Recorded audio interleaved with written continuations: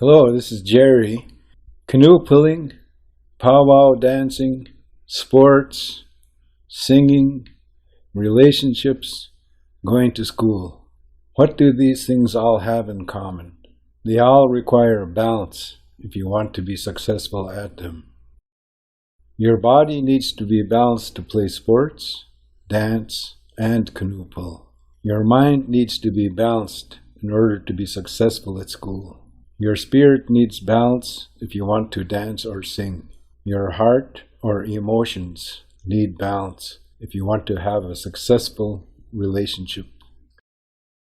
Finding balance in these four areas, mind, heart, body, and spirit, is extremely difficult. It is also extremely important to wellness. When you are balanced, you are strong. Why is it important? What does it matter?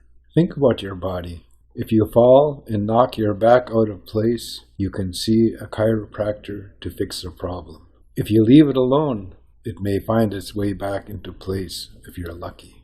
But if it stays out of alignment, other areas of your body will work hard to bring it back into balance. When this happens, everything is thrown off.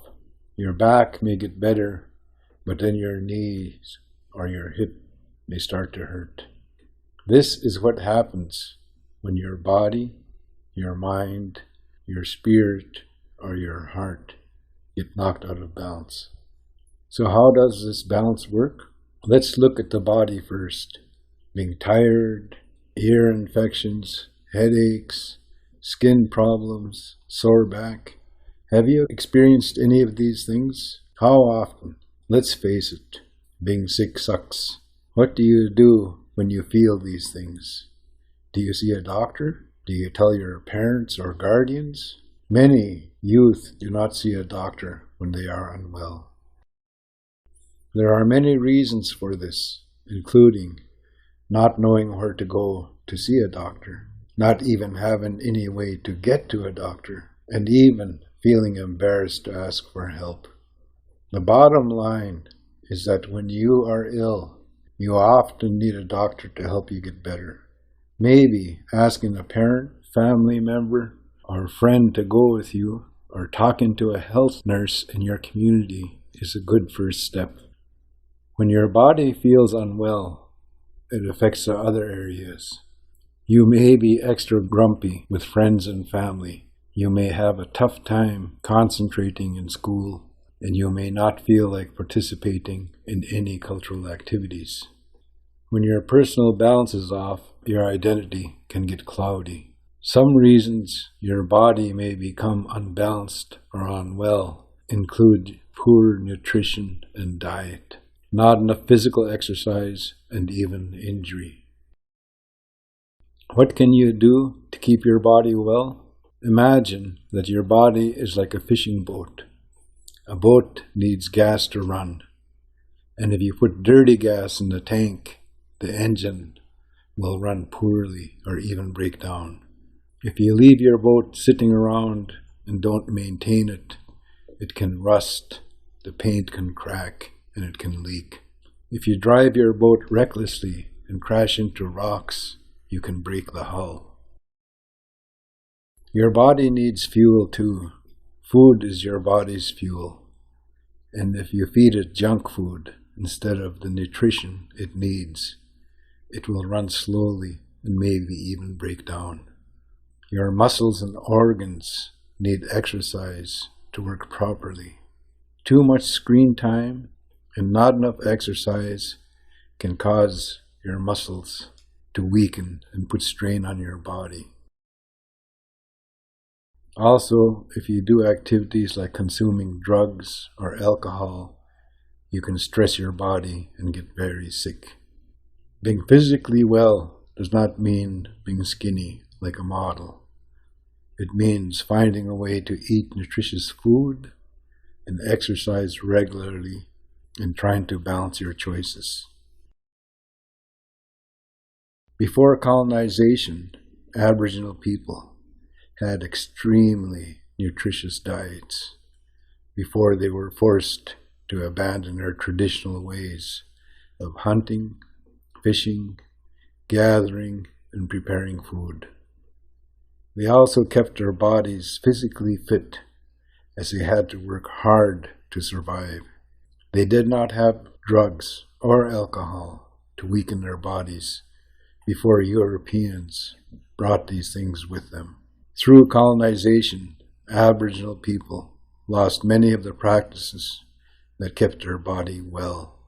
Today, some people are moving back to traditional diets. Like your body, your mind and heart need to be well for you to stay balanced.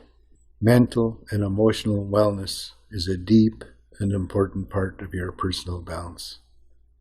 Let's take a quick look at how these two ways can cause you to lose or regain balance. Have you ever felt extremely sad, angry, or stressed out? These are natural emotions that everyone feels at some point, but if left unchecked or not dealt with in healthy ways, these emotions can become dangerous. Through the process of colonization, and especially residential schools, parents lost their ability to teach their children how to manage or express emotions. Many children instead experience trauma and learned violence and shame. Many were never taught to trust or to be proud, and many passed this mistrust and shame down to their children, who in turn pass it down to theirs, and so on. Today, many people experience these emotions, but how they deal with the feelings can make all the difference. Some people talk to people they trust, like friends or family. Some people see a counselor or an elder in their community. Others turn to cultural activities to help ease the stress in their lives. Some people even call hotlines if they have no one they feel they can trust. The important thing is that you find an outlet. We all have inner strength, but sometimes we need help to find it, and we need to trust in others to help guide us. This can be difficult, but it is an important step in keeping balanced. Emotional balance is the key, but balancing the mind is also very important. What does a balanced mind look like? That can be different for everyone, but ultimately it means that your mind is clear. A balanced mind is a strong mind. How do you make something strong? You work on it. You build it. The mind needs to be opened and ready to learn. This doesn't mean just in school. This means you also need to be open and ready to learn from those around you, from your friends, from elders, from parents. When the mind is unbalanced, it is tired. If you close your mind, you don't allow yourself the chance to grow and learn. You stay the same, and your mind gets weak. To learn, you need to show respect for yourself and for people who can teach and strengthen your mind. The spirit is one of the most challenging areas to find balance for some, and the easiest for others. This is because everyone accesses his or her spirituality differently. When we talk about spirituality, we mean recognizing the past and ways of knowing those who came before us. We are talking about the ways we are connected to the natural world, whether we know it or not. We are talking about knowing our roles and places in the world and in our communities. Some people are deeply involved in the cultural and spiritual practices of their people. For example, Longhouse culture is strong with many coastal BC First Nations people. Many people and communities along some of the mainland coast and coastal Vancouver Island spend a great deal of the year attending cultural ceremony and practice at longhouses, working with the community, to stay spiritually grounded. Others may not have a strong cultural connection. To them, spiritual strength may mean something else. The bottom line is that when you make an effort to connect to your culture, to your past, and to your ancestors, you help balance your spirit and your identity grows stronger. This can be done in a variety of ways. You can find an elder in your community to speak with, to ask questions to, and to learn about the past from. You could attend any cultural ceremonies taking place in your community if you know where to access them. You could spend time outdoors learning about and connecting with the natural world where you live. You could even start by doing some research online about your community, its history, and the land where you live. If you make an effort to find some spiritual balance, you will find other areas are affected positively. You may get fit hiking, exploring nature in your community, or outside the city. You can strengthen your mind by connecting with and learning from elders about the place you live and the history of your people. You could even find some emotional balance taking part in a cleansing cultural ceremony. As you can see, the body, mind, heart, and spirit are all connected.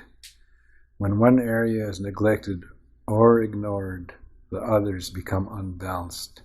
When this happens, it is important to recognize what is happening and take steps to regaining your delicate balance.